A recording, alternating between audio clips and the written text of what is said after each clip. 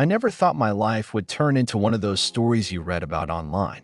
But here I am, sitting in an empty apartment, staring at the divorce papers on the table, wondering how it all fell apart. It started like any other Tuesday.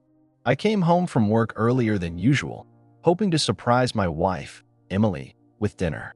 She had been distant lately, and I thought maybe a nice evening together would help. I picked up her favorite sushi and a bottle of wine, imagining her smile when she saw the effort I had put in. But when I walked into our apartment, I immediately felt something was off. The lights were dimmed, the living room was a mess, and there was a pair of shoes by the door that weren't mine. I felt a pit form in my stomach, but I told myself I was overthinking things. Maybe she had a friend over. Maybe there was a reasonable explanation. Then I heard the laughter. A man's voice. My heart pounded as I followed the sound to our bedroom. The door was slightly open, and through the gap, I saw them. Emily was sitting on the edge of our bed, her hand resting on the thigh of a man I had never seen before.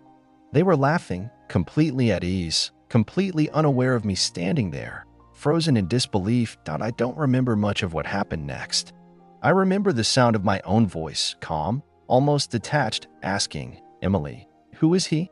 She jumped like she had seen a ghost. The guy, to his credit, looked just as shocked. Emily stammered, trying to find words that wouldn't make her look worse. But what could she say? The truth was right in front of me. I can explain, she started, but I held up a hand. Don't. Just don't. The guy, still sitting on my bed, finally had the nerve to speak. Look, man, I didn't know she was married. I laughed. I actually laughed.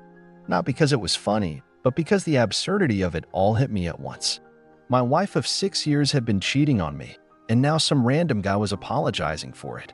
Emily started crying, begging me to listen, saying it was a mistake, that it didn't mean anything, that she still loved me. But love doesn't feel like this.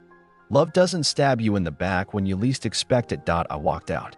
I spent the night at a hotel, staring at the ceiling, trying to process everything. The next morning, I called a lawyer.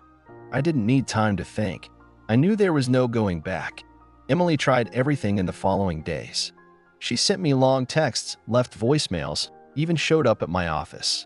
She cried, she apologized. She promised she would do anything to fix things. But some things can't be fixed. Some betrayals cut too deep. The divorce was quick.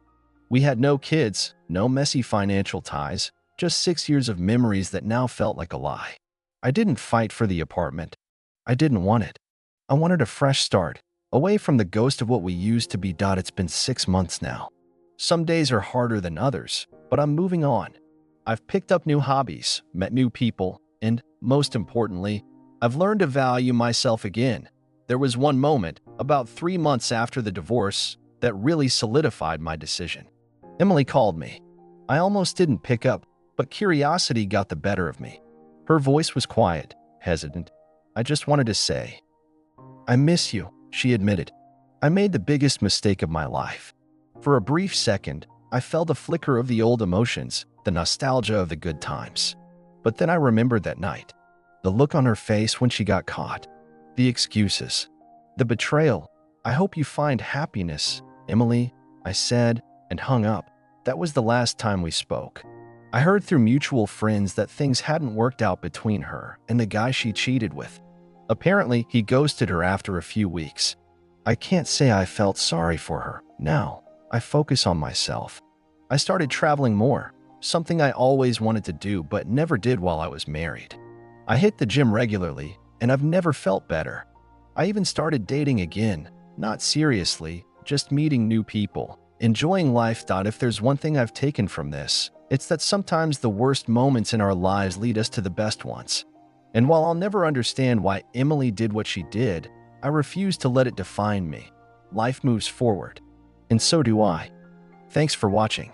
If you enjoyed this story, don't forget to like the video and subscribe to Story Voyage for more gripping and emotional tales. Your support helps us bring you more incredible stories. See you in the next one.